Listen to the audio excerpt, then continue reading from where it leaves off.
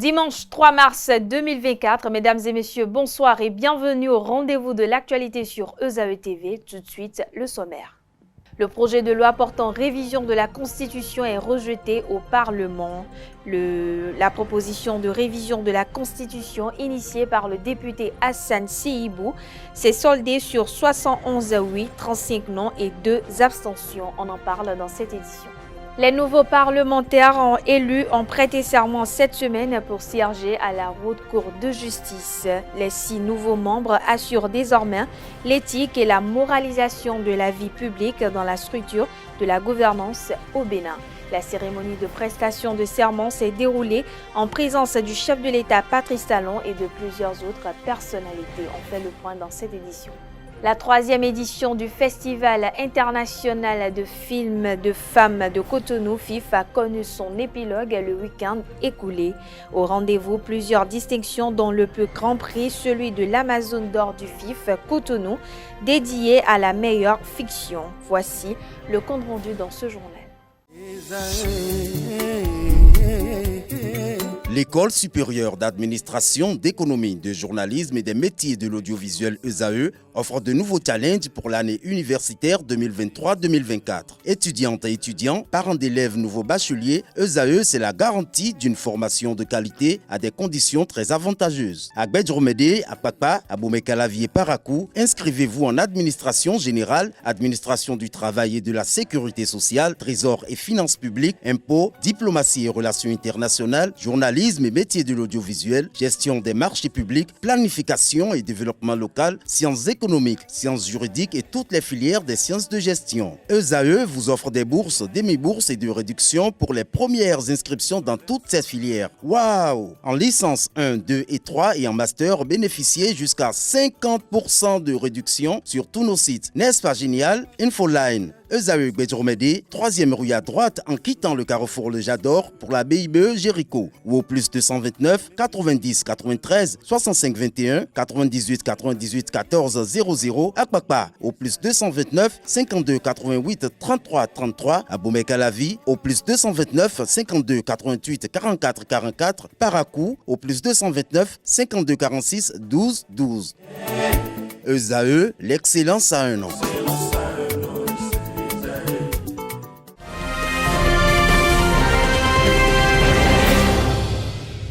À nouveau, bonsoir, ravi de vous retrouver et merci de nous préférer pour vous informer. Il n'y aura pas de révision de la Constitution au Bénin. Le projet de loi portant révision de la Constitution est rejeté au Parlement. Le vote qui consacre la non-recevabilité de la proposition du député Hassan Seibou s'est achevé dans la nuit du 1er au samedi 2 mars 2024. Au Parlement, 71 oui, 35 non et 2 abstentions ont été relevées pour les votes contre la recevabilité de la révision de la Constitution. Le point de la séance avec la télévision nationale. Annoncé pour démarrer à 10h, c'est finalement à 21h30 que les élus du peuple ont pris leur quartier dans cet hémicycle où devrait se jouer l'avenir d'une constitution déjà vieille de 34 ans, quoique retouchée en 2019. La première étape de la procédure de révision est la recevabilité de la proposition du député Hassan Seibou. À cette étape, il faut une majorité qualifiée des 3/4 des membres composant l'Assemblée nationale, soit le oui de 82 députés. Le vote à la tribune est le mode choisi. À l'issue du vote, la proposition de loi n'a pu recueillir le nombre de voix requis, 71 oui, 35 non et 2 abstentions. Conclusion, l'Assemblée nationale a délibéré et rejeté en sa séance du vendredi 1er mars 2024 la prise en considération de la proposition de loi portant révision de la Constitution de la République du Bénin par 71 voix pour, 35 voix contre et 2 abstentions. Dans la foulée, il y a eu des votes surprises de la part des députés, aussi bien du bloc républicain que ceux de l'UP Le Renouveau. Ils ont choisi de voter contre. On poursuit ce journal avec les sanctions imposées par la Communauté économique des États de l'Afrique de l'Ouest CEDEAO au Niger, lesquelles sanctions sont partiellement levées désormais. C'est à la faveur d'un sommet extraordinaire qui s'est tenu le 24 février 2024 que cette décision a été prise. Le ministre béninois des Affaires étrangères, Olusegun Adjadi Bakare, fait le point au micro de l'ORTV. La Communauté économique des États de l'Afrique de l'Ouest, CEDEAO, à l'issue d'un sommet extraordinaire le samedi 24 février 2024, a levé une grande partie des sanctions imposées au Niger suite au coup d'État intervenu dans ce pays en juillet 2023. Le Bénin, qui a revu sa position dans cette crise, travaillait à sa résolution depuis de longs mois. Le président de la République l'avait déjà annoncé sur la position du Bénin et c'est la réalisation de cette annonce par le président de la République. Depuis samedi soir, les frontières du Bénin sont effectivement ouvertes.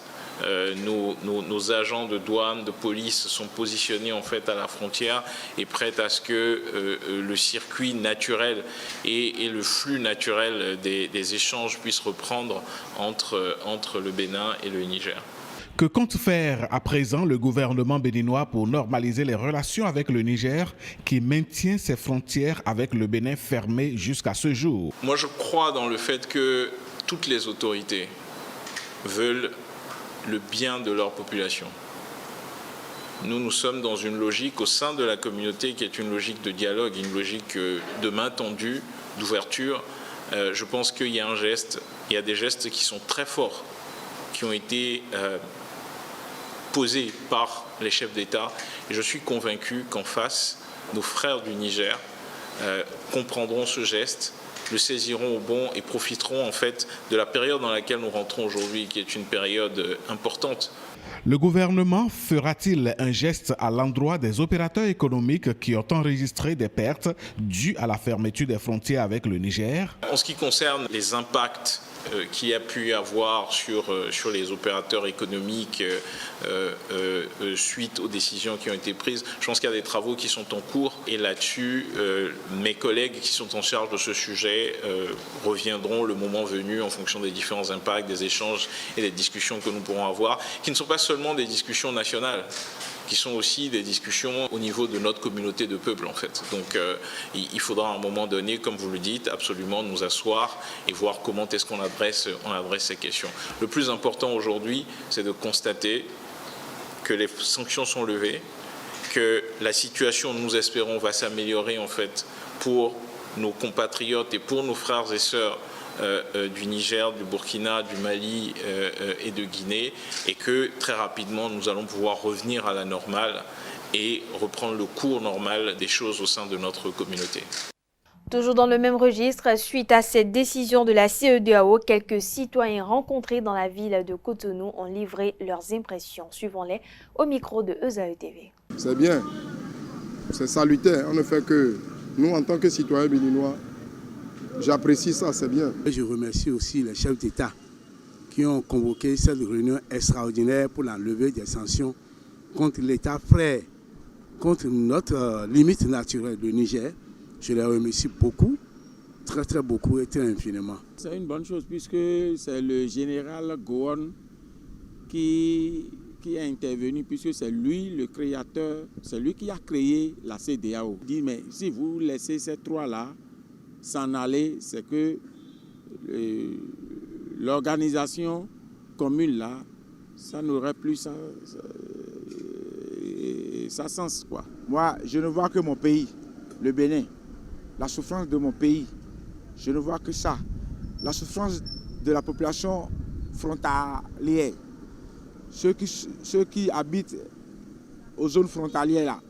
Je ne vois que leur souffrance parce que ces gens-là ne vivent que de ces transhumances, de ces transports publics, de ces petits commerces. Maintenant qu'ils ont pris la décision de lever les sanctions, je prie les autorités nigériennes de tout faire pour rouvrir ces frontières-là. Maintenant, le Niger aussi n'a qu'à compris ce que ses pairs de la CEDEAO l'ont dit, d'ouvrir les frontières et libérer Bazoum, qui puisse aller dans un pays d'asile où il veut. Sinon, ça ne va pas. La sous-région africaine, vraiment, ce n'est pas bon. Ce qui s'est passé entre-temps était indésirable. Aujourd'hui, nous saluons cette CEDEAO des peuples qui n'a pas voulu que le peuple nigérien souffre davantage.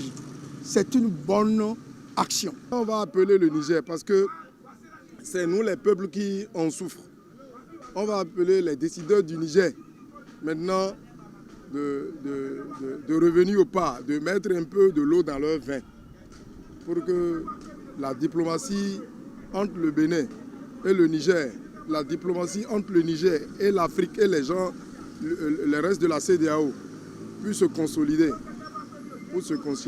pour que nous ayons la cohabitation qu'on avait entre-temps, entre les pays amis, là, les pays frères, là, pour que cette cohabitation puisse encore exister réellement. À présent, je vous invite à suivre le consultant politique Agapite Napoléon Maforican qui salue cette décision de la CEDEAO et invite les États à trouver la bonne formule pour une nouvelle cohésion au sein des pays membres. Des propos recueillis par ESAE TV. Le Niger retrouvera la normalité, c'est-à-dire que la preuve, dès que la décision a été prise, le Bénin a ouvert sa frontière côté nigérien, a enlevé les barricades, les barrières et autres. Bon, le Niger n'a pas encore réagi, donc de manière officielle, jusqu'à ce 26 février à 14h, le Niger n'a pas encore réagi à notre entendement, à notre connaissance. Sans doute, il réagirait. Mais n'oubliez pas qu'entre le 26 juillet, date de coup d'État, et ce 26 février, il a coulé, comme on le dit, sous le pont beaucoup d'eau. Et on peut alors se demander légitimement, finalement, est-ce que la CEDEAO avait raison? Au moment où elle prenait la décision, c'était une évidence. On estimait que la CEDEAO devrait taper du poing sur la table parce qu'il fallait en finir avec le coup d'État. Mais on se rend compte que pour les populations pour lesquelles la CEDEAO semble se battre, ne se plaignent pas des coups d'État. Parce qu'au Niger, les populations ont marché, ont tapé, ont injurié la CEDEAO, les États voisins, tout ça là. Donc ça suppose que, et en dehors du Niger, il y a une coalition contre la CEDEAO. Quand la CEDEAO, on va réagir, vous avez vu le Mali, le Burkina et les sont venus à la rescousse du Niger. Les populations n'ont pas bougé. Et l'élite de ces pays, aucun n'a réagi. Donc on ne peut pas nous dire que c'est la terreur de puissance qui est là qui a conduit à ça. Ça veut dire simplement quoi que, est-ce que la CEDEAO n'est pas, un peu comme les gouvernants, est-ce que ne se font pas plus royalistes que le roi? Est-ce qu'ils ne décident pas à la place des populations, étant entendu que les aspirations profondes devraient provenir des populations, des peuples de ces États-là? Voilà la question qu'on est en droit de se poser quelques jours après cette décision-là, qui est salutaire, qui est attendue, le président Talon l'a dit, qui plaiderait d'ailleurs pour la levée des sanctions. On peut dire on peut lui donner acte, comme on le dit. Mais après, il faut donc, c'est une décision, mais des questions. Mais des questions. Oui, le Bénin a ouvert, mais le Niger n'a pas ouvert. Et le chef d'État nigérien ne manque d'occasion de lancer des diatribes contre notre président. Ce qui est un manquement à notre souveraineté, enfin, pas à notre souveraineté, mais ce qui ça fouette, ça dérange ma fierté de Béninois, parce que j'estime qu'il nous doit du respect, il doit du respect à notre président. La 13e conférence ministérielle de l'Organisation mondiale du commerce OMC s'est achevée ce lundi 26 février 2024 à Abu Dhabi, aux Émirats arabes unis. Les ministres du commerce du monde entier prennent part à cette importante rencontre afin d'examiner le fonctionnement du système commercial multilatéral et de prendre des mesures pour les travaux futurs de l'OMC. Occasion pour la ministre béninoise du Commerce, Alimatou Sadia Assouman, de faire un plaidoyer officiel dans le cadre du partenariat OMC-FIFA en faveur du coton. Voici sa déclaration, élément signé Canal 3 Bénin. Mon pays souhaite réaffirmer solennellement, ici, son alignement sur les positions de ses principaux groupes d'appartenance qui défendent les besoins et priorités des pays en voie de développement et des PMA dans les négociations commerciales multilatérales, à savoir le G90, le G33, le groupe ACP, le groupe africain, le groupe des PMA et last but not least, le C4.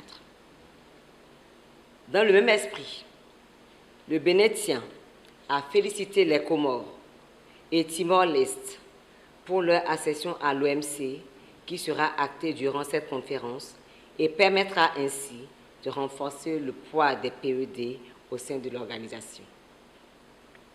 Saluer des progrès accomplis en vue de l'entrée en vigueur effective de l'accord sur les subventions à la pêche adopté lors de la CM12 et de sa nécessaire évolution vers un accord complet dans le cadre des négociations en cours sur les questions en instance.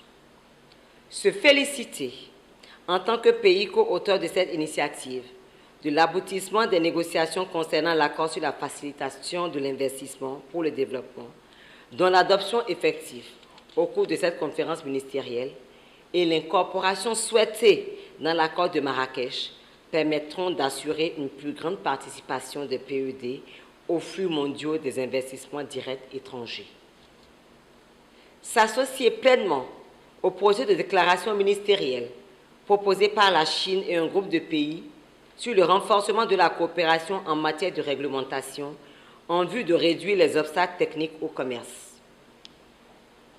Féliciter la directrice générale pour le lancement avec la Banque mondiale de l'initiative Digital Trade in Africa, destinée à soutenir le développement du commerce électronique en Afrique et la signature avec la FIFA du mémorandum d'accord visant à soutenir, entre autres, le développement des chaînes de valeur du coton dans les pays du C4.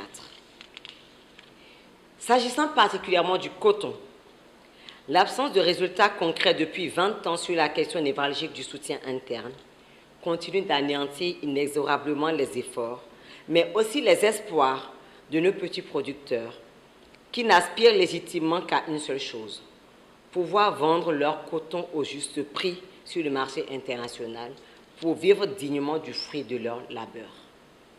C'est pourquoi le Bénin exhorte tous les membres de l'OMC à soutenir le projet de décision ministérielle sur le coton soumis par le C4 et au-delà, à soutenir dans le sillage du partenariat OMC-FIFA précité les initiatives nationales d'industrialisation à l'œuvre, telles la zone économique spéciale de Glodjibé, lancée par le gouvernement béninois pour promouvoir et accélérer la transformation locale du coton dans le cadre d'une chaîne de valeur complète et intégrée.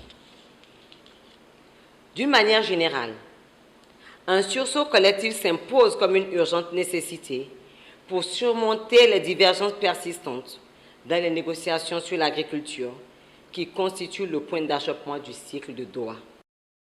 En prélude à la conférence internationale fiscale, le Bénin a accueilli du 28 au 29 février 2024 le groupement des femmes fiscalistes de l'Afrique de l'Ouest.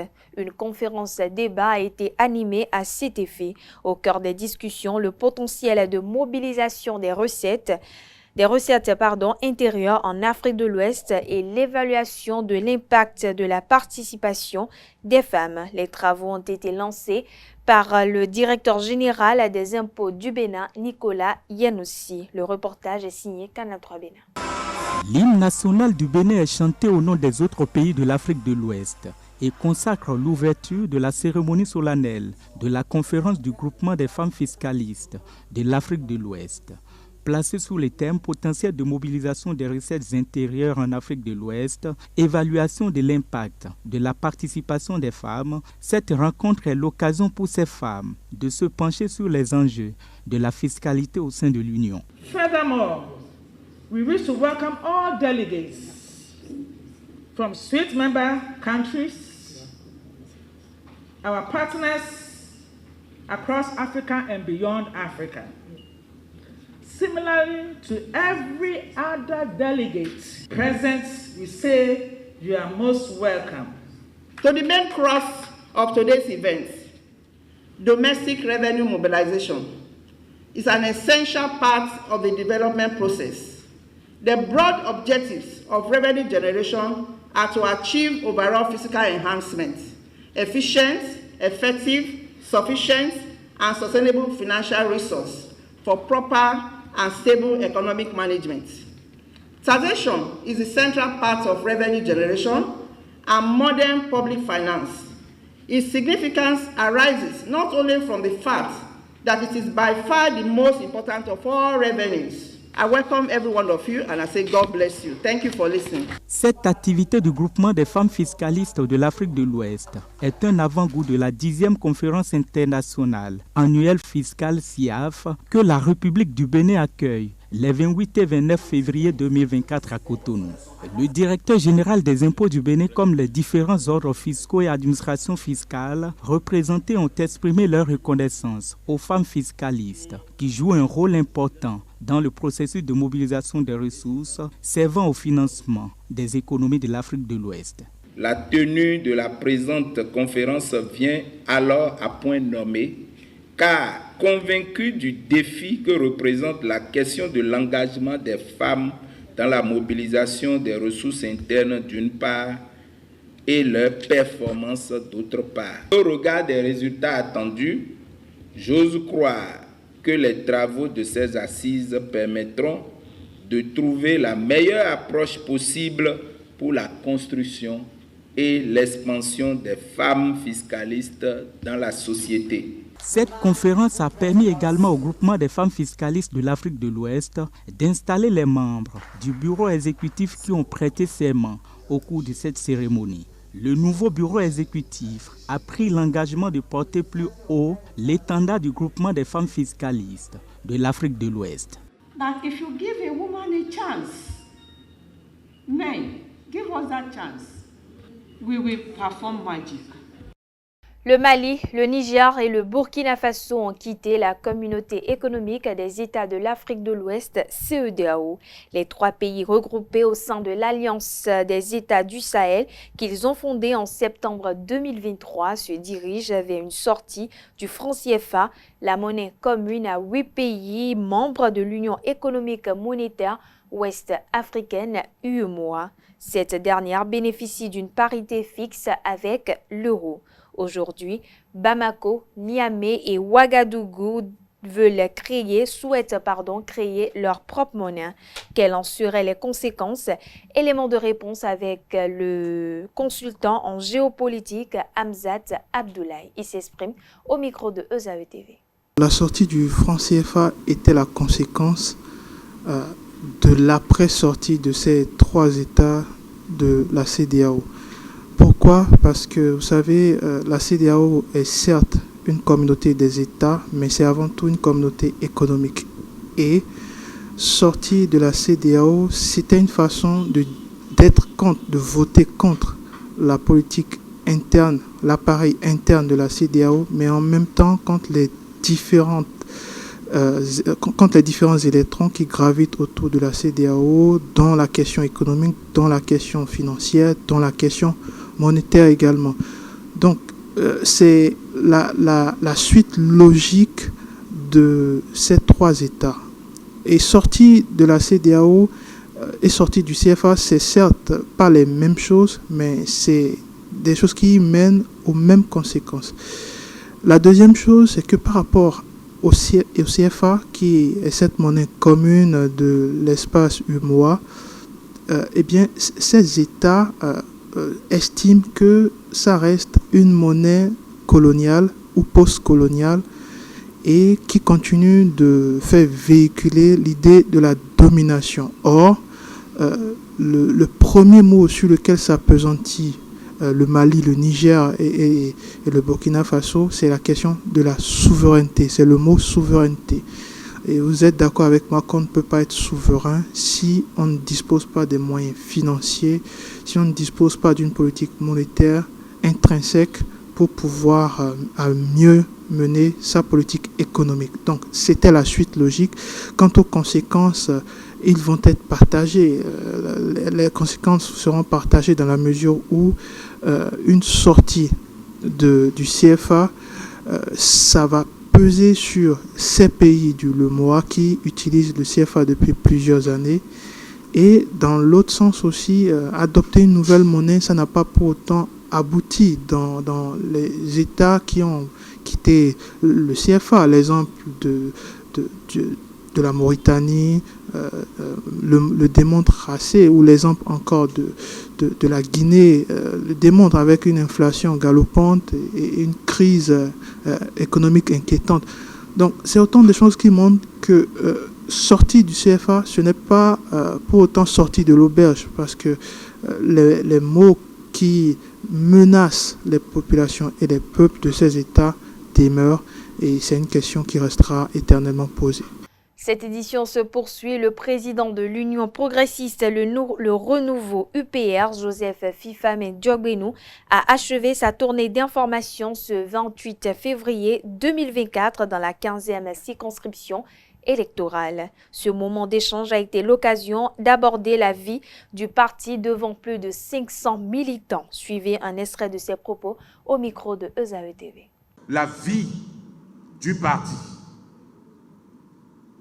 Il n'y a pas de circonscription électorale, et particulièrement la 15e, qui, à l'issue de l'élection des députés à l'Assemblée nationale le 8 janvier 2023, il n'y a pas de circonscription électorale, et donc la 15e surtout, qui ne nous est recommandé de mettre en place le plus rapidement possible les instances à la base. Toutes les évaluations du scrutin dernier sont unanimes à ce sujet.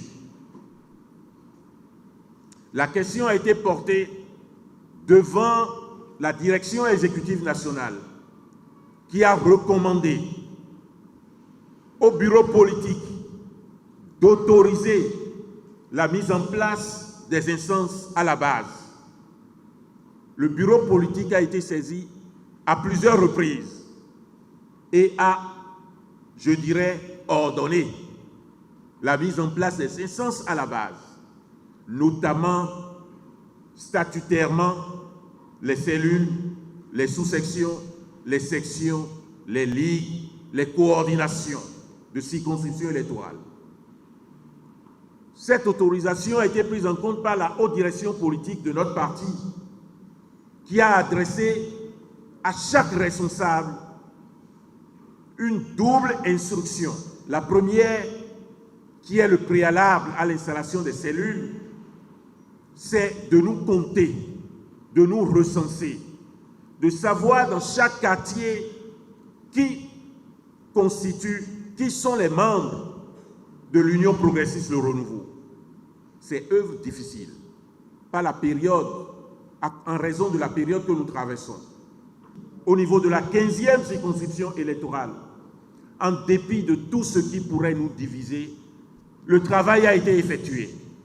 Le recensement a connu un succès important, un succès salutaire, de sorte qu'il est possible de dire aujourd'hui que dans chaque quartier, de chaque arrondissement, du 1er au 6e arrondissement, nous avons un nombre suffisant de militants dans le littoral. En cela, la haute direction politique de notre parti me charge de vous transmettre ces vives félicitations. Ensuite, l'opération importante, l'installation des cellules. Les résultats viennent d'être dévoilés et qui sont rassurants. Dans tous nos quartiers de ville, dans la 15e circonscription électorale, nous avons des cellules installées. Et de ce point de vue, en dépit de toutes les difficultés, je voudrais particulièrement m'associer à la haute direction politique de notre parti pour vous transmettre et dire merci. La 10e conférence internationale annuelle de l'Union des autres fiscaux de l'Afrique de l'Ouest, UDOFAO, s'est ouverte ce mercredi à Cotonou. Les experts fiscalistes de la sous-région ouest africaine et leurs partenaires discutent autour du thème « Repenser les enjeux contemporains de la mobilisation des recettes fiscales intérieures en Afrique de l'Ouest, proposition de solution. Les travaux se sont tenus à Cotonou du 28 au 29 février à Golden Tulip, le diplomate de Cotonou. Le point avec la rédaction de Canal 3 Bénin. Le Bénin est encore une fois honoré pour avoir accueilli cette rencontre internationale sur la fiscalité. Il s'agit de la 10e conférence internationale annuelle fiscale édition 2024 qui se tient à Cotonou. Pendant 2 jours de travaux, les experts venus des différents pays de l'Afrique de l'Ouest et d'ailleurs vont se pencher sur cette problématique au cœur des grandes questions actuelles des administrations publiques et du secteur privé. Comment repenser les enjeux contemporains de la mobilisation des recettes intérieures en Afrique de l'Ouest? Proposition de solution. La question de la fiscalité est cruciale dans un monde de plus en plus interconnecté, où les économies nationales dépendent les unes des autres. Cette conférence offre donc une occasion unique d'établir un dialogue constructif et fructueux entre nos différentes expertises. En partageant nos expériences, nos bonnes pratiques et nos innovations, nous pouvons renforcer nos capacités et créer un environnement fiscal plus juste, transparent et efficace. Et comment ne pas reconnaître le mérite de l'actuel président de l'UDOFAO, le président Georges Kwatia, a pris son bâton de pèlerin pour une mission au Bénin, afin de susciter davantage le soutien des partenaires locaux de l'ABFIP à la CIAF 2024. Mais pour inciter les autorités béninoises à une volonté politique forte dans la promotion de la profession de fiscaliste et son encadrement juridique au Bénin, à l'instar de ce qui se fait déjà dans bon nombre de pays africains, toutes choses qui permettront de créer un cadre d'échange productif entre le corps des fiscalistes et certains corps de métiers tels que les avocats et les experts comptables. Le représentant de la Direction générale des impôts et du ministère en charge des finances du Bénin a d'abord félicité l'ABFIP et l'UDOFAO pour les dispositions pratiques prises et qui ont favorisé la réussite de cette rencontre aux enjeux économiques multiples avant de réaffirmer l'engagement de son autorité de tutelle à soutenir les fiscalistes du Bénin et de la sous-région. Je reste convaincu que les différents ateliers et les sessions plénières prévues au cours de cette conférence permettront de trouver des solutions adéquates à nos interrogations pour un accroissement de la mobilisation des recettes fiscales intérieures. This theme, which was as a result of a careful introspection, does not seek to reinvent the wheel. It is an established fact that taxation remains a significant factor upon which successful societies have thrived, developed their infrastructure, and built sustainable governance systems and structures. La particularité de cette 10e édition se justifie par la qualité des thématiques prévues en discussion. Avec ces efforts de l'UDOFAO, la commission de la CEDEAO s'engage à soutenir davantage les initiatives à venir. La mairie de Cotonou a reçu ce jeudi 29 février 2024 la visite de Marc-André Loco, directeur général de l'Agence des systèmes d'information et du numérique ASIN du Bénin. Cette visite s'inscrit dans le cadre du projet de la digitalisation complète des services de la mairie. Une équipe de la rédaction de ESAE Télévision y était. Voici leur récit. Depuis son arrivée au pouvoir, le président Patrice Talon œuvre pour la digitalisation effective des services et des administrations publiques. La réforme est étendue également aux mairies et celle de Cotonou n'est pas du reste. Où en est-elle dans le processus? C'est le but de la visite du directeur général de l'Agence des systèmes d'information et du numérique dans les locaux de la mairie de Cotonou. Nous avons constaté qu'un travail vraiment de qualité a été fait avec les équipes de la mairie. Nous avons eu l'occasion d'échanger avec le secrétaire exécutif et toutes les équipes techniques que je remercie au passage pour tout l'engagement durant ce projet. Mais au cours de cette visite, nous avons également identifié de nouveaux axes de collaboration, notamment dans la dématérialisation des services publics, afin de permettre aux citoyens, en tout cas à tous les Cotonois d'accéder beaucoup plus facilement aux services que propose la mairie. Donc nous avons identifié plusieurs services qui peuvent être dématérialisés pour les Cotonois, mais également pour tous les Béninois de l'étranger qui ont des actifs, des maisons qui doivent payer leurs taxes à distance. Et nous allons travailler avec la mairie dans ce sens-là. Nous avons également identifié plusieurs activités, notamment la gestion électronique des courriers. Nous accompagnons la mairie pour que, à partir du moment où un courrier physique rentre dans la maison, que tout le circuit puisse être dématérialisé. L'objectif de la digitalisation est de rapprocher les différents services de la population en leur offrant la possibilité d'avoir des solutions appropriées à leurs problèmes en un clic. Nous allons les jours prochains passer à l'exploitation du système de gestion des courriers électroniques que nous appelons communément la GEC. Ça va permettre d'augmenter le temps de réponse de la ville en matière des sollicitations des usagers clients. En plus de ça, nous pensons aussi que les jours prochains, il y aura d'autres projets qui seront exploités sur ces infrastructures réalisées aujourd'hui par la CIN, à savoir les paiements en ligne et aussi la digitalisation de quelques prestations de la ville pour permettre aux usagers clients d'être satisfaits en temps réel. Il reste à faire et la mairie de Cotonou ne compte pas rester les bras croisés pour rendre la digitalisation complète dans son administration. C'est une collaboration assez cohérente qui répond aux objectifs fixés par le gouvernement, donc en matière de renforcement de l'Internet, de e-services et autres.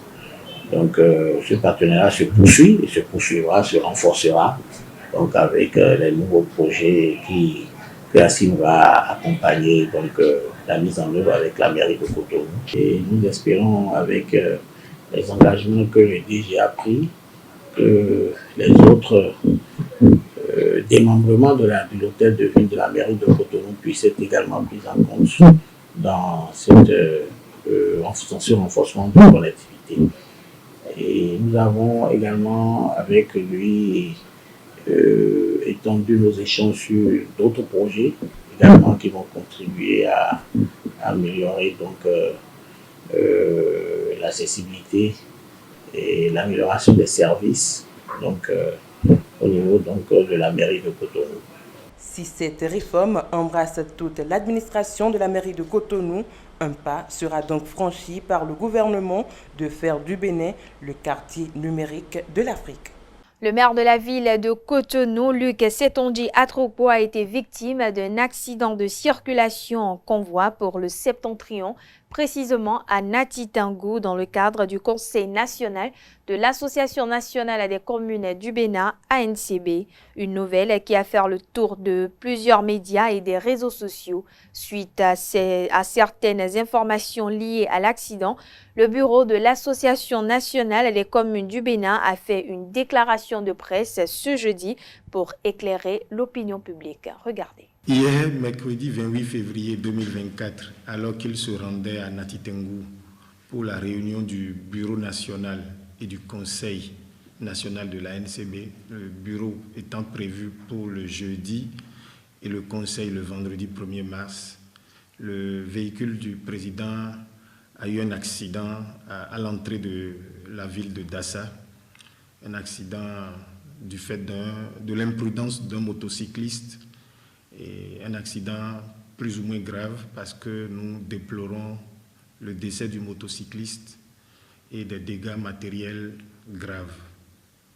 Mais le président de la NCB se porte bien, de même que tous ceux qui étaient à bord avec lui dans le véhicule. Le président a eu quelques égratignures, quelques blessures corporelles pour lesquelles il reçoit des soins. Mais vous savez aussi que dans une telle situation, il y a un traumatisme psychologique pour lequel il faut de l'attention, il faut un suivi, un accompagnement.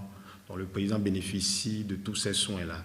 Et je peux vous rassurer qu'il est sous bonne surveillance médicale sa vie n'est pas en danger, la vie d'aucun membre de l'équipe n'est en danger. Nous voulons appeler les uns les autres au calme, à la sérénité. Dieu nous a délivrés, nous pouvons dire. Et nous espérons que les jours à venir nous épargneront de ces genres d'accidents. Nous présentons vraiment nos condoléances à la famille du motocycliste qui a été malheureusement fauché et nous demandons que Dieu console sa famille. Je voudrais saisir l'occasion pour remercier vraiment toutes les autorités au niveau central, au niveau du département des Collines, le maire de Dassa et son équipe qui ont promptement porté assistance au président de la NCB, M. Lucas Tropo, et sa suite, et qui ont permis que les premiers soins lui soient donnés aussitôt après l'événement. Merci à toutes ces personnes-là qui se sont mobilisées, et non seulement les autorités, mais tous les amis et sympathisants. Nous passons par ici pour les rassurer. Le président Lucas Tropo va bien. Je voudrais aussi saisir l'occasion pour annoncer le report des activités pour lesquelles le président était en déplacement sur Nati Tengou. Nous n'avons pas encore de nouvelles dates. Dès que les dates seront connues, nous tiendrons informer le public. La journaliste présentatrice vedette Annick Ballet a été conduite ce samedi à sa dernière demeure. Elle a été portée à sa dernière demeure au cimetière PK14, route de Ouidah, après une messe funèbre chargée d'émotions. Mais avant cela, l'illustre disparue a reçu des hommages et témoignages d'admirateurs dans tous les rangs de la société, personnalités, citoyens ordinaires que cette présentatrice de talent séduisait. Reportage signé ORTV. Avec nous, d'aller veiller sur nous qui t'avons connus, d'aller veiller sur ta petite famille. Le monde pleure toujours son départ. Annick Théodora Ballet, la dame de cœur, la dame de fer. C'est une femme de rigueur qui oppose sa rigueur, on peut dire, aux voix dissonantes. Sa dépouille est présentée au Seigneur ce samedi 2 mars 2024.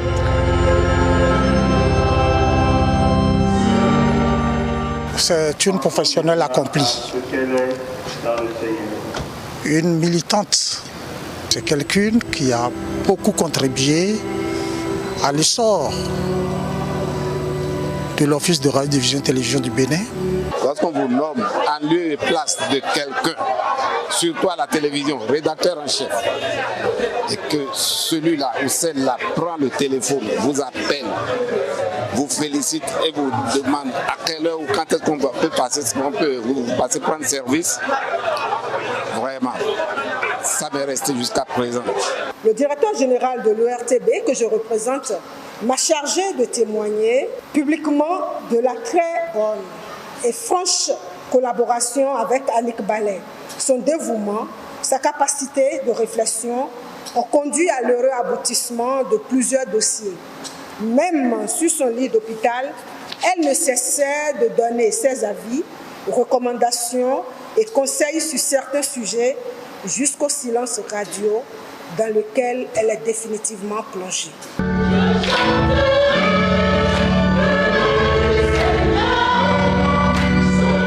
Annick a témoigné de sa foi en Christ en rendant son âme au Tout-Puissant le mercredi des cendres et jour célébration de l'amour.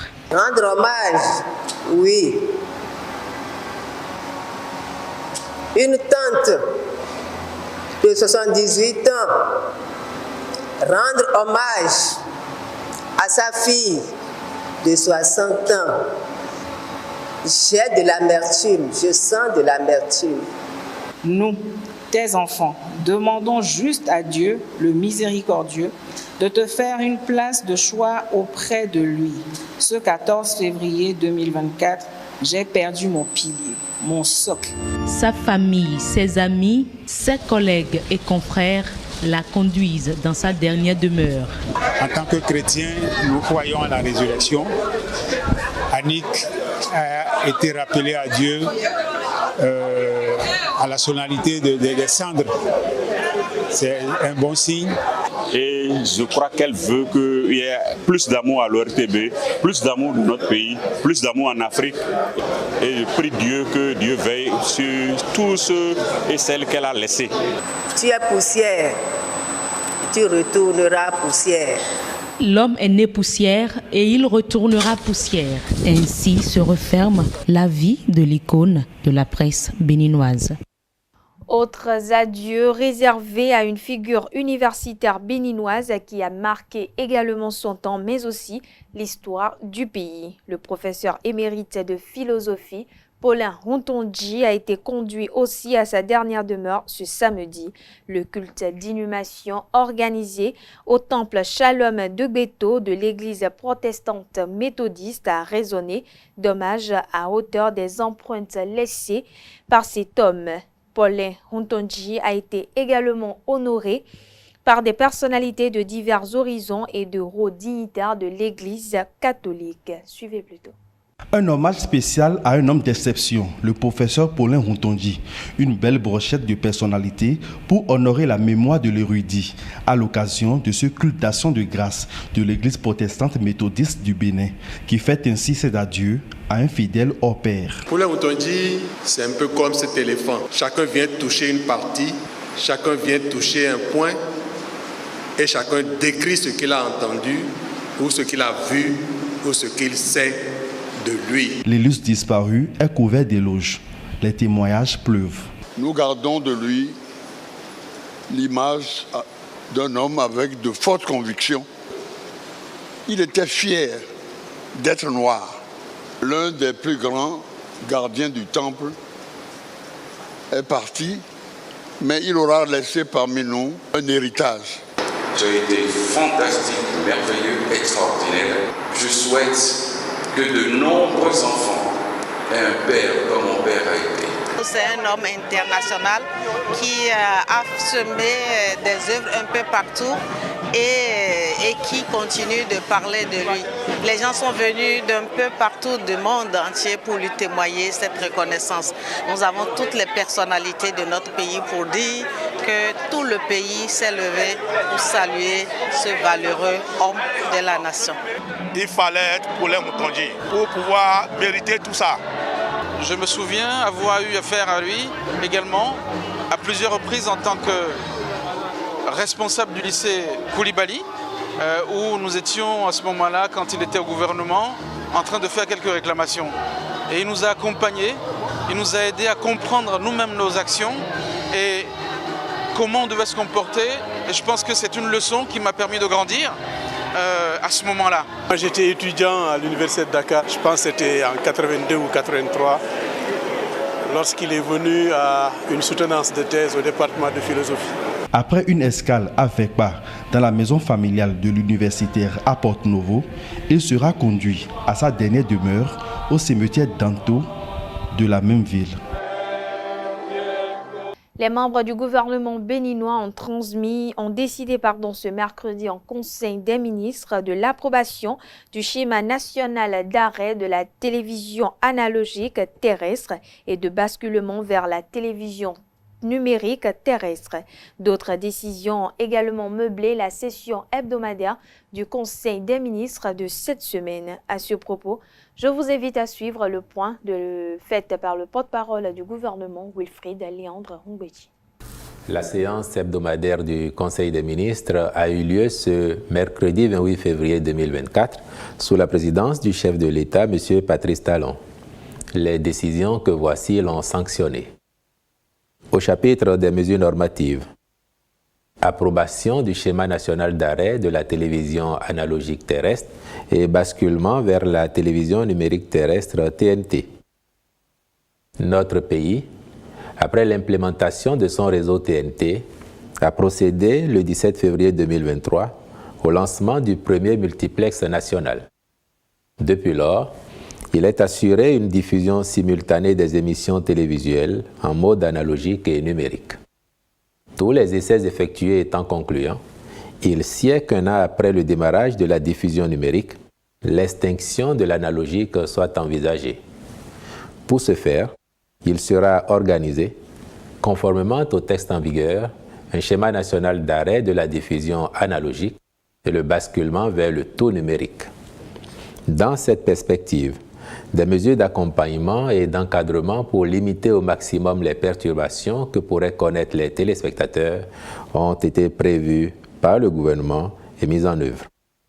Il s'agit notamment de la mise en place d'une diffusion simultanée d'une durée d'au moins une année avant l'extinction effective de la diffusion analogique, la garantie d'accès à tous les ménages d'une offre sans abonnement comprenant les chaînes gratuites de la TNT à la fin du basculement, l'obligation faite aux importateurs des kits de réception TNT de disposer d'un agrément ou d'une homologation des équipements qu'ils mettent sur le marché, l'exonération des droits de douane et de la taxe sur la valeur ajoutée des équipements nécessaires à la réception de la TNT, la fixation de prix plafond pour la vente des kits minimaux de réception nécessaires à la réception de la TNT, l'acquisition par l'État des kits de réception TNT et leur mise à disposition dans les mairies de toutes les communes pour en faciliter l'acquisition par les populations, etc.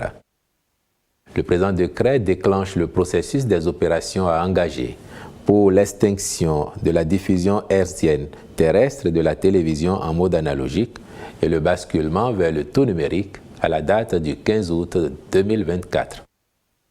Il consistera en un arrêt progressif et définitif par les éditeurs publics et privés des émetteurs analogiques encore en service, zone par zone, à partir du 1er avril 2024.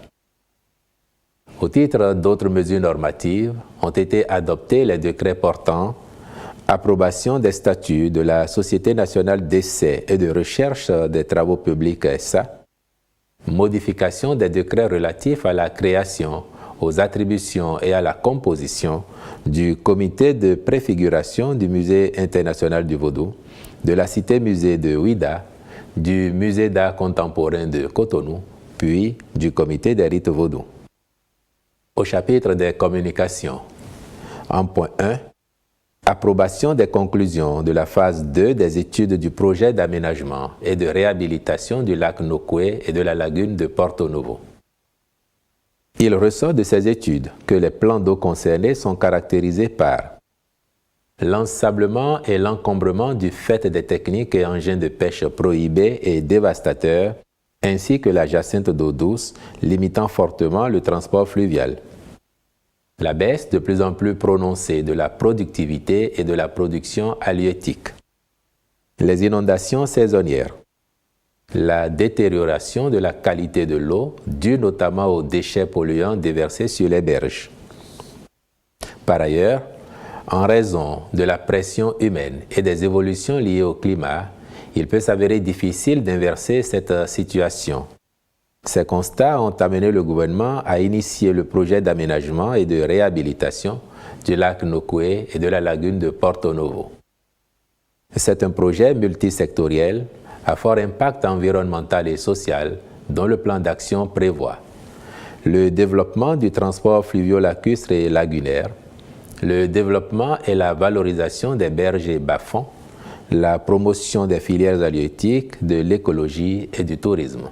Au terme des études réalisées, il a été notamment retenu de soumettre au financement de la coopération néerlandaise qui accompagne le gouvernement le projet prioritaire d'assainissement et de valorisation des plans d'eau, berges et bas-fonds du Grand Nokoué, incluant le segment de la lagune de Djonoud au lac Toho à Paou pour le développement des transports fluvio-lagunaires.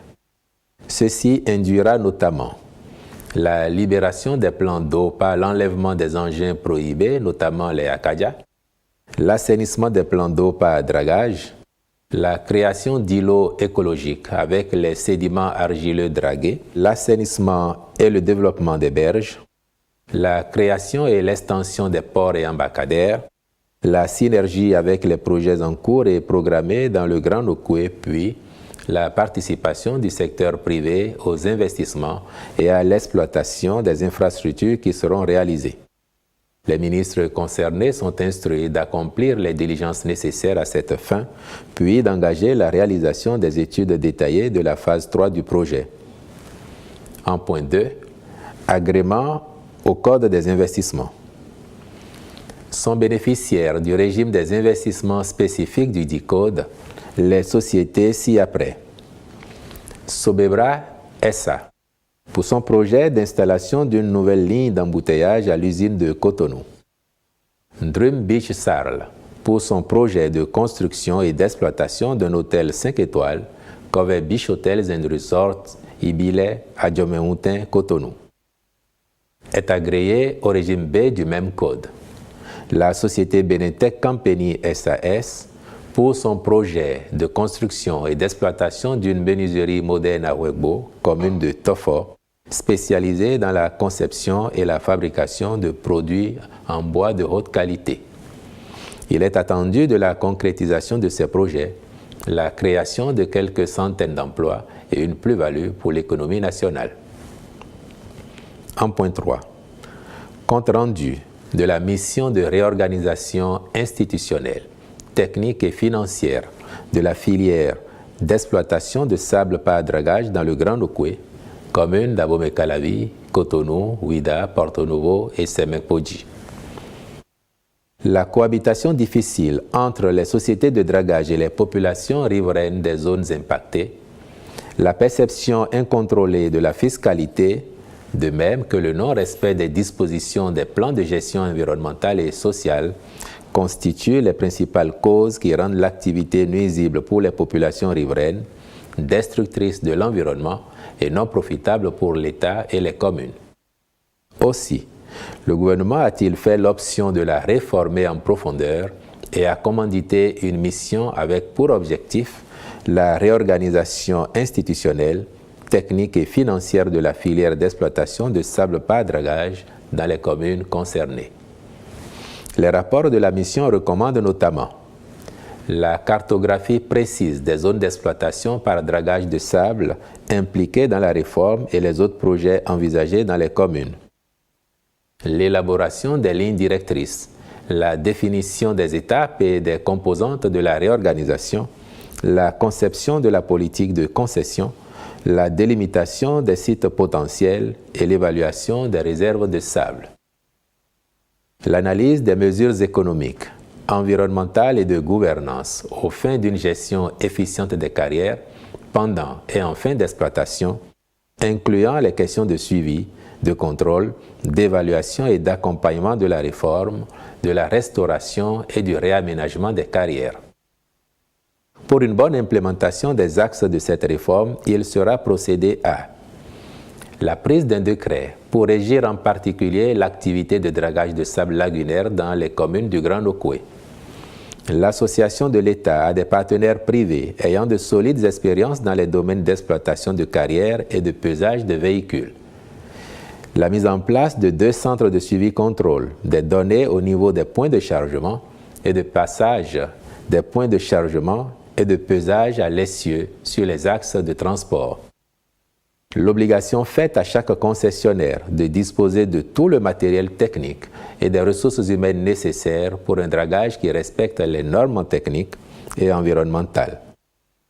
L'élaboration d'un business plan qui définit tous les contours financiers de la réforme destinée à faire aboutir les potentiels de revenus pour le compte de l'État, puis le contrôle des poids à l'essieu sur les routes des véhicules de transport de sable et la transmission informatisée des données au niveau des points et de sites situés sur les routes.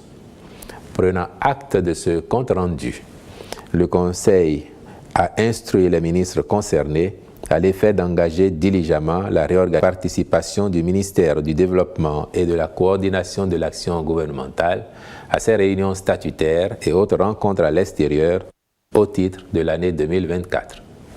Au chapitre des mesures individuelles, enfin, ont été prononcées les nominations ci-après.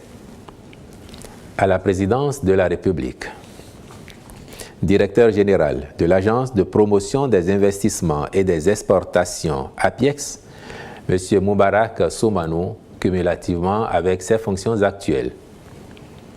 Au ministère de l'Économie et des Finances, en charge de la coopération, conseil technique au suivi des petites et moyennes entreprises, M. Édouard Serlin.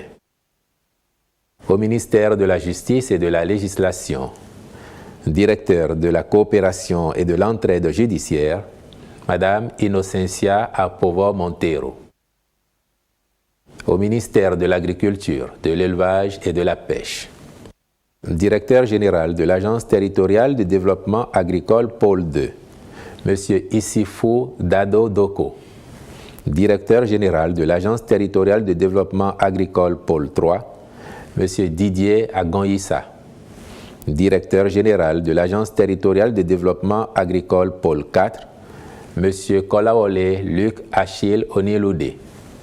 Directeur général de l'Agence territoriale de développement agricole Pôle 5, Madame Rishikatou Salé. Directeur départementaux de l'agriculture, de l'élevage et de la pêche ainsi qu'il suit. Ali Bori, Monsieur Mohamed Youssouf Farah. Littoral, Monsieur Donatien Zinsou Migan. Plateau, Monsieur Daré Aubin Yolou. Au ministère des Petites et Moyennes Entreprises et de la Promotion de l'Emploi, directeur général de l'Agence de développement des petites et moyennes entreprises, Monsieur Laurent Gangbès, je vous remercie. Je l'annonçais à l'entame de cette édition, les 6 nouveaux parlementaires élus ont prêté serment cette semaine pour siéger à la Haute Cour de justice. Ils deviennent ainsi les gardiens de l'éthique et de la mobilisation de la vie publique dans la structure de la gouvernance au Bénin. La cérémonie de prestation de serment s'est déroulée en présence du chef de l'État Patrice Talon, des sages de la Cour constitutionnelle et du président de la Cour suprême. Le compte-rendu de la cérémonie est signé au RTB. Ils ont juré et promis d'exercer leurs fonctions en toute impartialité dans le respect de la Constitution. Gafari Adéchokan. Je le jure. Eustache Akpovi. Je le jure. Édouard Béanzin. Je le jure. Benoît Degla. Je le jure. Solange Meou. Je le jure. Et Yakubu Roussegene. Je le jure. Sont les députés désignés par la 9e législature du Parlement pour siéger à la Haute Cour de justice.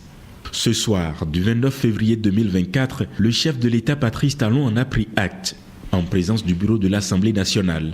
C'est une charge importante d'être là.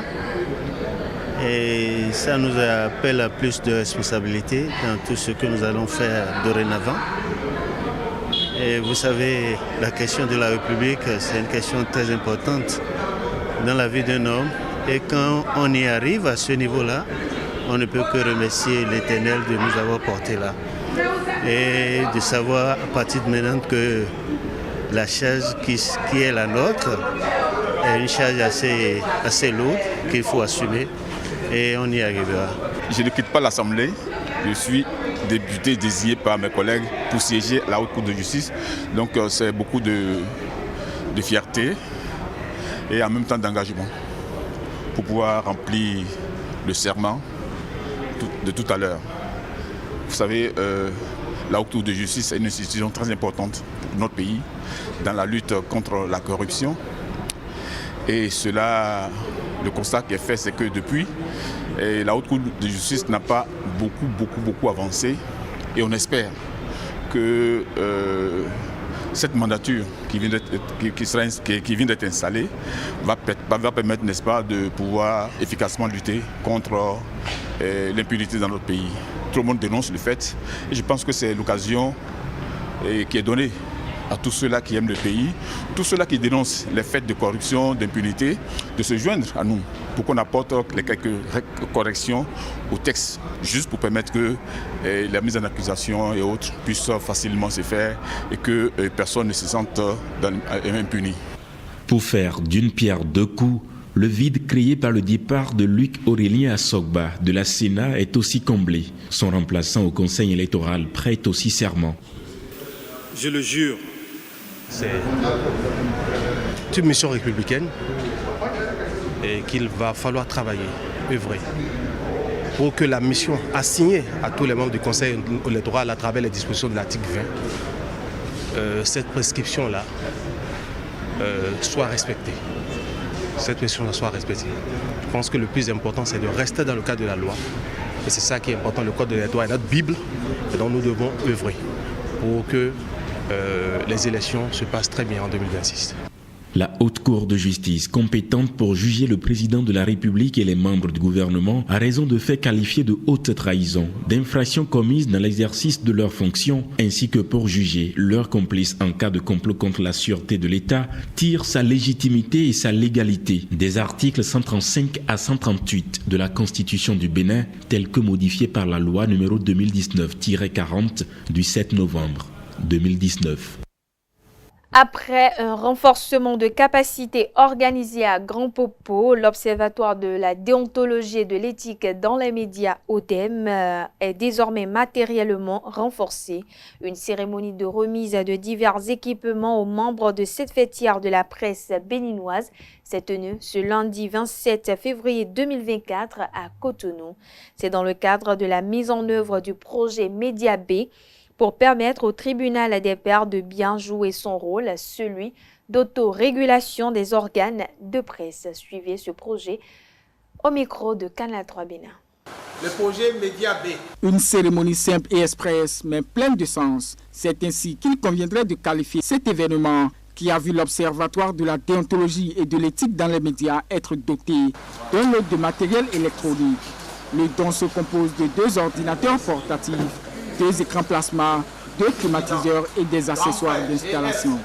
Chers éminents membres de l'ODEM, sans vous, le rôle des médias serait dévoyé. Sans vous, l'image des médias serait ternie. Votre rôle tient donc à faire tenir la nation.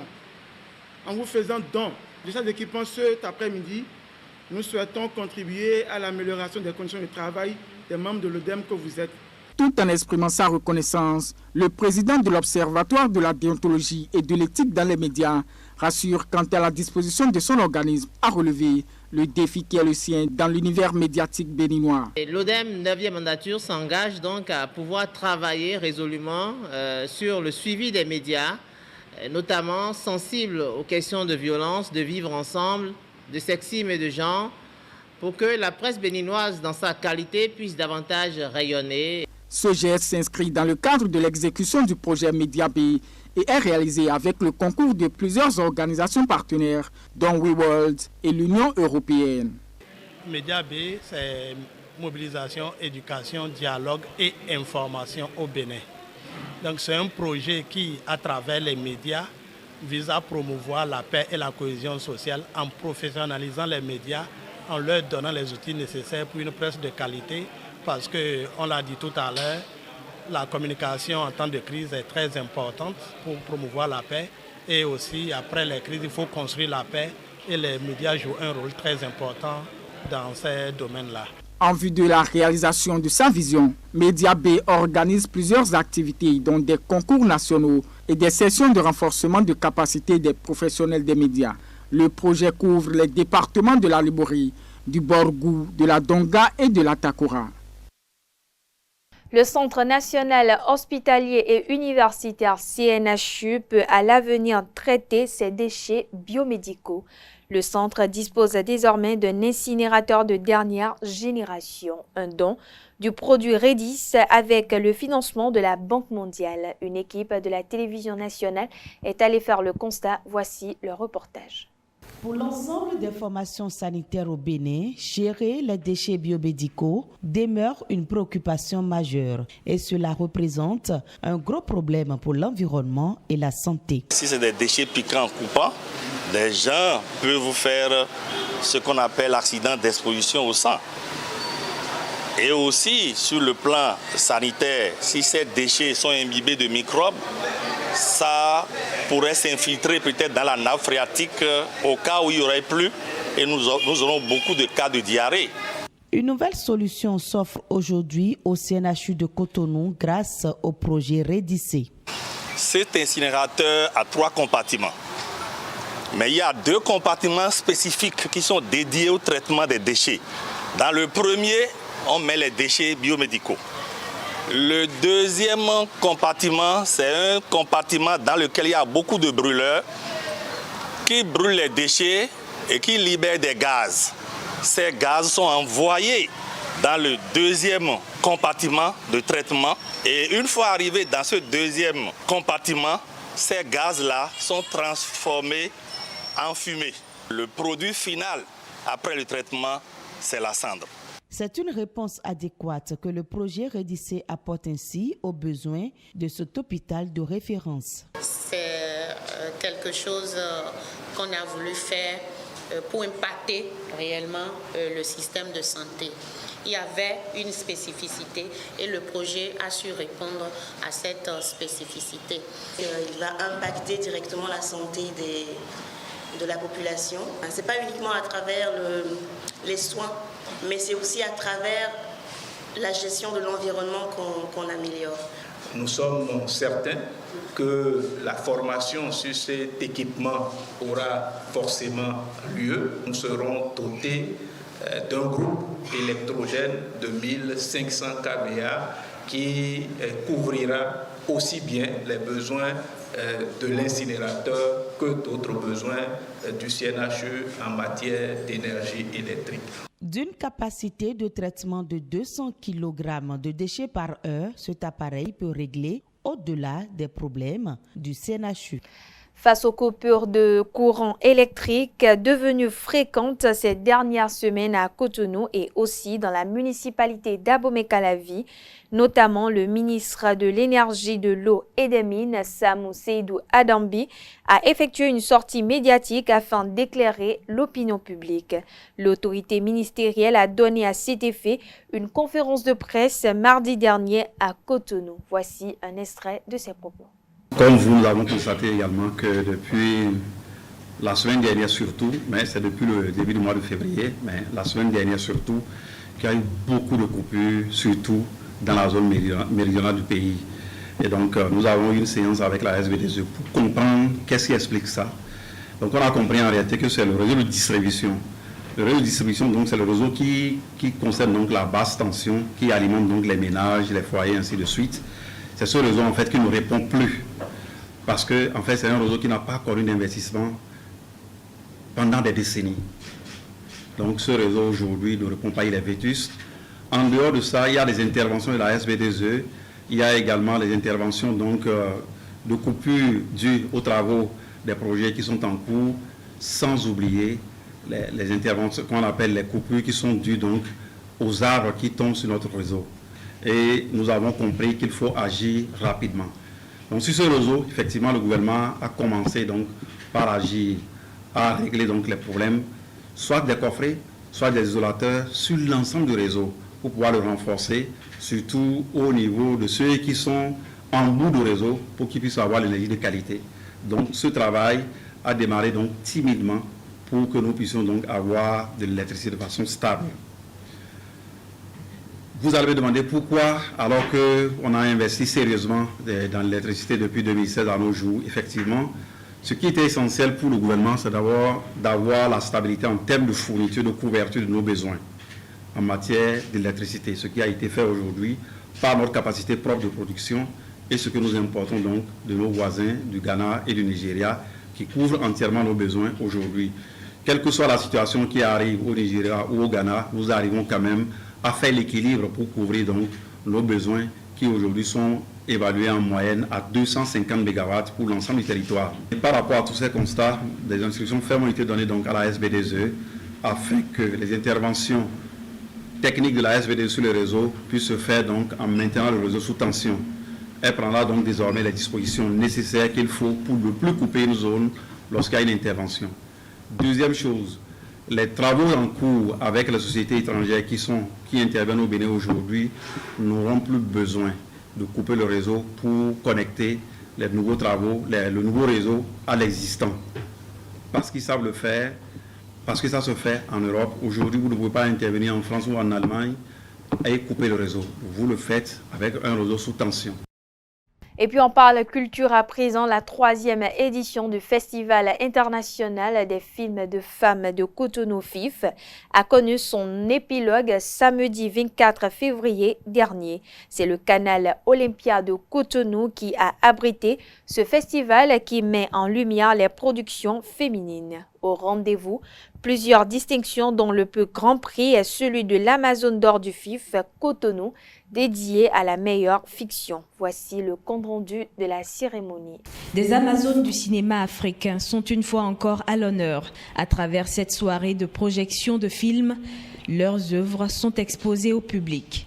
6 films, des films qui ont des messages forts, donc qui parlent de viol, de violence, d'autonomisation de la femme et d'autres sujets. Un plaisir pour moi de faire voir le film pour la première fois au Bénin. Et c'était comme un accouchement avec des complications prépartum et postpartum. Quand on fait un film, c'est pour que ça soit vu et je suis vraiment contente que le film ait été vu. Ces films soulignent les divers problèmes auxquels sont confrontés les êtres humains, mais proposent également des moyens de vaincre les difficultés quotidiennes. J'ai suivi les films, j'ai aimé, mais il y a des moments où je me suis sentie vraiment crispée, j'étais aussi un peu triste. Donc il y a eu de la tristesse et aussi de la joie. Par rapport aux films de ce soir, j'ai vu que ce sont des films de très bonne qualité et franchement je suis très fière de savoir que le cinéma africain évolue à grands pas. Mais dans le lot, j'ai quand même vu aussi un film béninois que j'ai adoré, sincèrement. Donc du coup, je suis très contente du cinéma. Au cours de cette soirée, 6 films réalisés par des Africaines sont projetés. La qualité de ces réalisations témoigne de ce que les femmes s'imposent de mieux en mieux dans le monde cinématographique africain. L'opération de répression des infractions au code de la route a démarré au petit matin de ce vendredi 1er mars 2024. Les éléments de la police républicaine ont procédé au contrôle sur les grands axes routiers à Cotonou et à Abomey-Calavi. La police contrôle et réprime aussi les infractions. En parlant environnement à présent, nous traversons une période de chaleur intense et les arbres constituent un rempart naturel contre la chaleur. Pour Alfred Quenom, secrétaire général de l'ONG les Béatitudes, les arbres ralentissent l'absorption de la chaleur et réduisent l'intensité des îlots thermiques. Au micro de ESAE Télévision, Alfred Quenom nous édifie sur l'importance de l'arbre dans notre société en cette période de chaleur. Suivons ensemble. Les recherches ont montré que le Soleil est situé à plus de 150 millions de kilomètres de la Terre, si mes souvenirs sont exacts. Plus de 150 millions de la Terre, d'accord. À part, donc, si le Soleil qui nous vient complètement atténué, le feu est déjà complètement réduit, presque à néant, avant que nous, ici, nous ne commencions à pleurer, à crier. Sinon, si ça nous venait directement, ou bien c'était sur notre tête directement, c'est que toute l'espèce humaine serait déjà grillée. Là, il faudrait que nous marquions donc nous ouvrons cette parenthèse pour dire cela. Mais en dehors de ça, même dans l'état où ça nous parvient, nous sentons toujours la chaleur. Et avant que cela nous atteigne, il y a des éléments qui doivent amortir cela, comme les arbres. Sinon, si ça nous parvenait dans toute son intensité, l'effet négatif que cela produirait sur nous serait vraiment... ça va dépasser les limites, quoi. Donc l'arbre, l'arbre comme les montagnes, les collines, un certain nombre de choses sont des éléments amortisseurs de l'intensité du soleil qui nous vient. Et dès que ça nous parvient, on arrive quand même à leur faire chose, quoi. Mais sinon, ça veut dire que si nous sommes dans un environnement sans arbres, ça veut dire qu'il y a une crise terrible. Hein. Ça veut dire que le soleil va nous taper directement. Et l'effet négatif que cela serait vraiment trop sur l'espèce humaine que nous sommes, sur notre habitat. Et c'est pourquoi en période de chaleur, quand vous avez une maison, il n'y a pas au moins un arbre où quelqu'un peut se réfugier, quand il n'y a pas un ventilo pour avoir un peu d'air, même avec les frigidaires et autres, là, parfois on est dépassé parce que vous brassez rien que la chaleur, parce que ce n'est pas ce que vous avez comme air, n'est pas de l'air naturel. Dans la société africaine, on assiste parfois à la cohabitation sous le même toit d'une belle-mère et d'une belle-fille. Cohabitation qui, selon quelques citoyens, peuvent présenter quelques avantages comme inconvénients. Comment se passe la cohabitation entre une femme mariée et sa belle-mère? Élément de réponse avec quelques citoyens qui se sont prononcés sur le sujet. Suivez-les au micro de ESAE TV. C'est une question de principe. La belle-mère qui habite sous le même toit pour un temps, pas tout le temps, hein, pour un temps, 1 mois, 2 mois, peut-être quelques mois, avec votre épouse. Moi, j'accepte que ma maman et ma femme puissent rester dans le même domicile. Si ma maman est déjà fatiguée, ma femme est là pour l'aider. Hein? Ma femme aussi deviendra maman. Hein? Ma femme aussi deviendra vieille. Nous tous, on va devenir vieilles. Mais en tout cas, chez nous, l'islam recommande que votre maman ou bien votre papa, vous pouvez rester dans la même maison. Hein? Et puis, pour garder ta maman ou bien pour garder ton papa, c'est ce que nous on souhaite. Hein? Et c'est notre habitude. Je ne vais jamais accepter.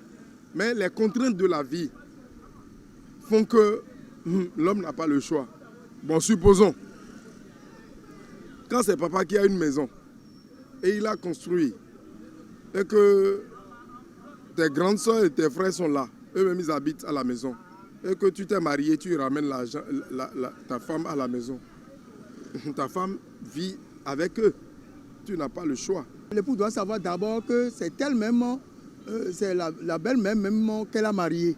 Elle se voit. Et réciproquement, la belle-mère doit savoir que c'est sa femme, la femme de son fils. Donc c'est une question de principe, hein, de savoir vivre ensemble, de vivre ensemble. C'est une bonne chose. Hein, si les deux personnes se comprennent bien, elles se voient. Et l'épouse et la belle-mère. Si moi je suis à l'aise et que j'ai les moyens d'aller louer une cabane pour faire vivre ma femme, moi je ne vais pas accepter que ma femme vive avec ma famille, mon grand frère ou bien ma mère ou bien mon père, non, jamais.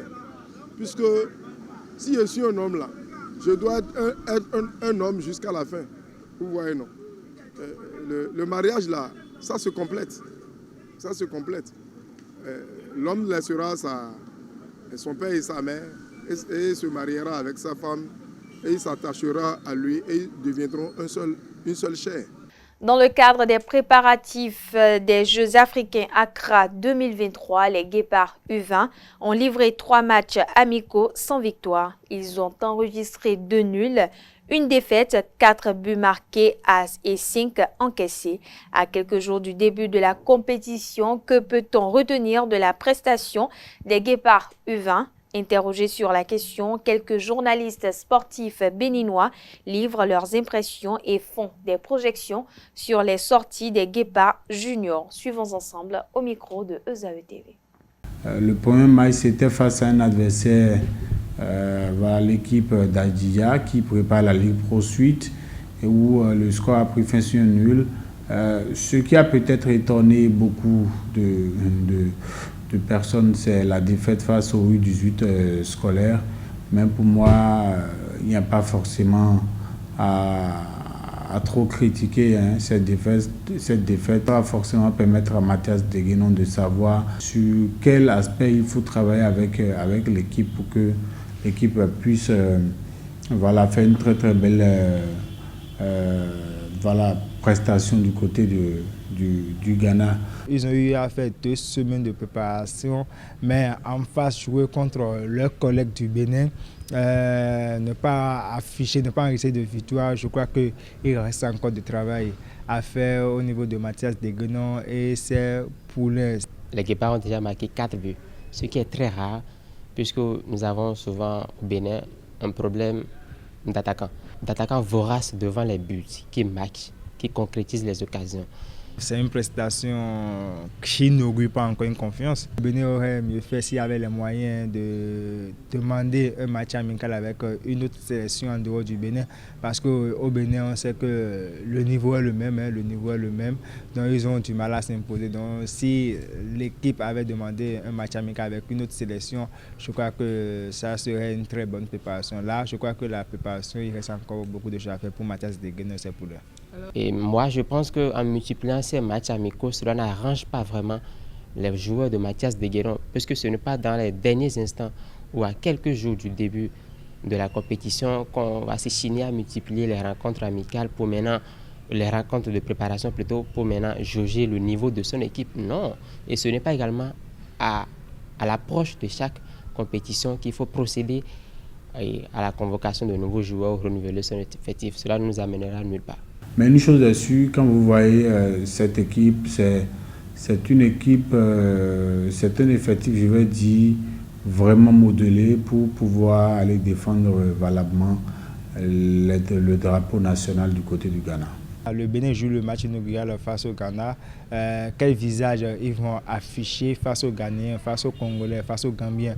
Dans cette compétition à venir, il n'y a rien à espérer. Déjà, je ne crois pas que les C8-20 du Bénin se sont préparés dans les mêmes conditions que les autres équipes comme le Ghana, le Nigeria et autres. Ce sont des équipes dont la préparation s'est faite dans de très bonnes conditions, contrairement aux nôtres. Donc il n'y a pas vraiment grand-chose à espérer, mais le football, le ballon est rond pour toutes les équipes. Donc le Bénin peut encore une nouvelle fois créer la surprise. Il faut que le Bénin entame très bien ses rencontres, affiche un très bon visage face aux pays organisateurs. Je crois que le Bénin va jouer très gros, donc le Bénin doit tout faire pour battre les Ghanéens, faire une belle entrée en compétition. Il n'y a pas d'excuses, il ne faut pas revenir au pays et dire que c'est parce qu'on était confronté à telle situation. Non, il faut avoir la psychologie au point, il faut avoir la mentalité au point, il faut se fixer les objectifs et savoir qu'on est dans une compétition et l'objectif c'est de gagner, de revenir au pays avec de très bons résultats. Une compétition devient une compétition parce que les compétitions se suivent mais ne se ressemblent pas. Au-delà de ça, il faudrait qu'il y ait une constance en matière de prestations et de la qualité des joueurs. Nommé à la tête du Bénin comme sélectionneur en février 2023, Gernot Rohr, recruté pour 3 ans, vient de passer sa première année à la tête des Guépards. L'heure de dresser un premier bilan, loin d'être tranquille pour le technicien français qui n'a toujours pas gagné avec la sélection béninoise. Dans cet élément, je vous invite à suivre quelques citoyens béninois qui opinent sur la première année du sélectionneur Gernot Rohr. Des propos recueillis par EZAE TV. Alors Gernot Rohr, il n'a pas un bon bilan. Voilà, depuis qu'il est à la tête de l'équipe nationale du Bénin, le bilan il est négatif. Je ne suis pas du tout satisfait de son bilan parce que c'est 0 victoire en un an, 0 victoire pour Gernot Rohr. Mais en même temps, c'est qu'il ne faudrait pas oublier dans quel contexte il est venu et pouvoir faire ce point et pouvoir relativiser, notamment ne pas être assez critique parce qu'il arrive dans une période assez sensible. On sait qu'on n'a pas été à la Coupe d'Afrique des Nations du côté du Cameroun. On sait qu'on a mal démarré les éliminatoires de la Coupe d'Afrique des Nations qui s'est jouée donc du côté de la Côte d'Ivoire. On a perdu face au Mozambique. On a perdu face au Sénégal à l'extérieur, face au Mozambique c'est à domicile. Après, il est arrivé pour les matchs face au Rwanda en aller-retour. On a pris sur le Rwanda 3 points. On venait de nulle part et donc être qualifié serait peut-être pour moi un miracle, ce n'était pas impossible. Quand il voulait prendre les rênes de la sélection béninoise, c'est les mondiales en 2026, il s'est fixé pour l'objectif de faire qualifier le Bénin pour la première fois à un mondial.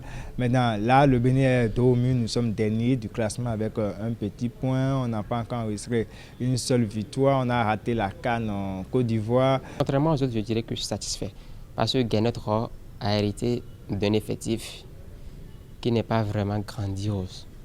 Et dire que son bilan à mi-parcours n'est pas satisfaisant, je dirais que c'est déjà trop dit. C'est juste 1 an. Et c'est une sélection nationale, ce n'est pas un club.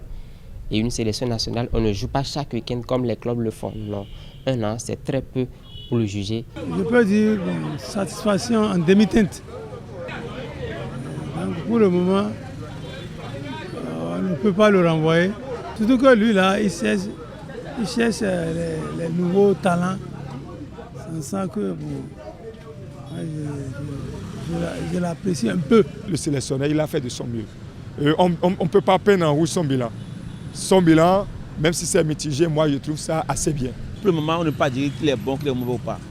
Donc en ce moment, il va dire que on va voir que dans les temps à venir, on va voir sa compétence. Tout est possible, la manière se peut prendre. Il suffit tout juste d'avoir, c'est une question de conscience, une prise de conscience, et qu'on n'a pas forcément besoin des stars pour former une équipe, non. On n'a pas besoin forcément des stars pour former une équipe, c'est la volonté. Il faut avoir cette mentalité de la gagne. Il faut se donner au travail, avoir un système de jeu et connaître les comportements de ses compatriotes et se donner à fond. D'ici, il a fait du bon travail, je vous le jure. Mais on ne lui a pas laissé les mains libres. Sinon, c'est un bon entraîneur. Edmé Kodjo, ce sont les entraîneurs que nous avions. On les a laissés sur le carreau. Et maintenant, on va chercher. Pourquoi? Les Moussa Latunji, là, ils n'ont pas la carence pour tenir cette équipe-là. Mais écoutez, chaque entraîneur avec ses qualités. Et peut-être que Michel Dussuyer, il serait revenu également, ne se serait pas qualifié. Donc après, le sélectionneur, lui, fait son travail par rapport à la qualité du joueur qu'il a. Et ça va porter peut-être ou pas ses fruits. Donc Michel Dussuyer n'est pas aujourd'hui à la tête de la sélection du Bénin, c'est ça. Aujourd'hui, c'est Guy notre or. Vous avez vu le sélectionneur, il est allé loin jusqu'à dire, il remarque des coups de gris-gris, quoi. Il semble que la barre transversale est là, les joueurs font l'effort de jouer et ça ne va pas. Si un expatrié arrive à faire ce diagnostic que nous savons tous, nous pouvons dire que vraiment, il a son staff est bien entouré et il connaît ce qui se passe. Toujours dans le même registre, une délégation béninoise record aux 13e Jeux africains à Accra, au Ghana.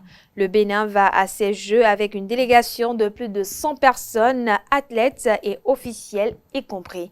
Fernando Jesus, secrétaire général du Comité national olympique et sportif, Sinosben, donne des détails sur la composition de la délégation. Suivez plutôt. Pour permettre aux nôtres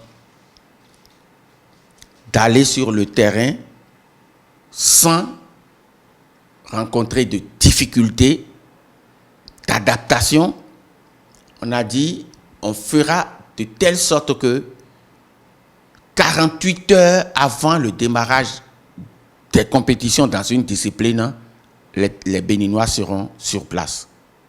C'est comme ça que le badminton va quitter Cotonou avant tout le monde. J'ai parlé du 1er mars, leur compétition démarre le 3 mars. Après, le 4 mars, le karaté va partir.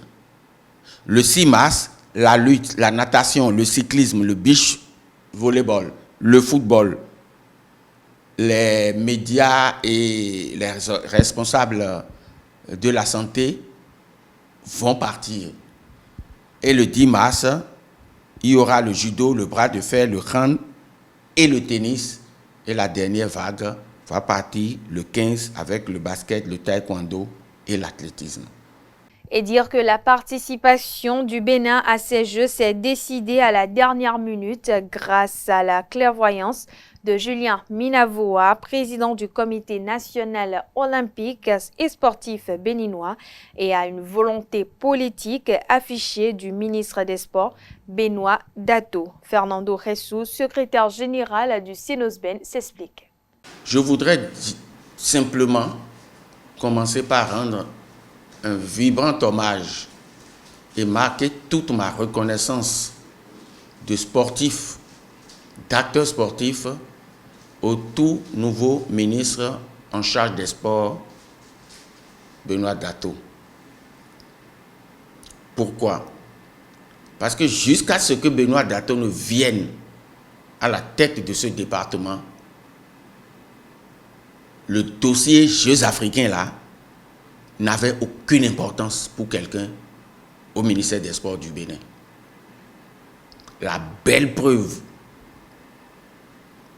c'est le président du comité olympique, M. Julien Minavoa, qui a dû sauver les meubles au dernier moment en inscrivant le Bénin.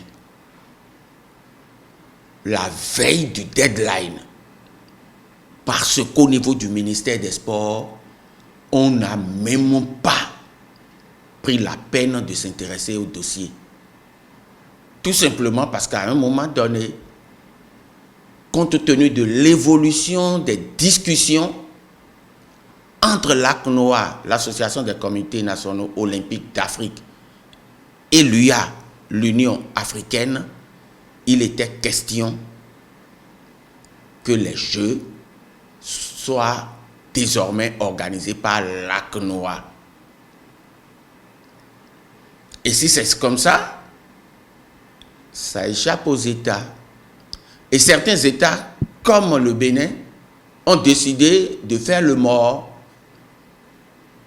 Heureusement, la situation a été sauvée.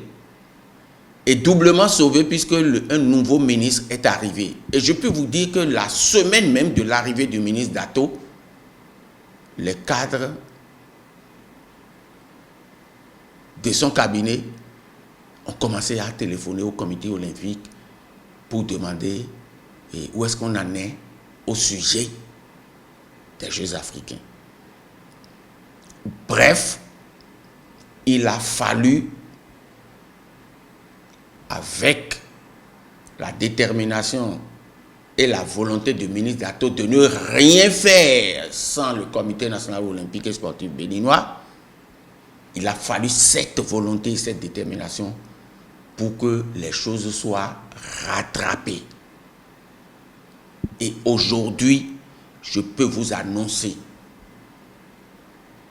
que c'est en tandem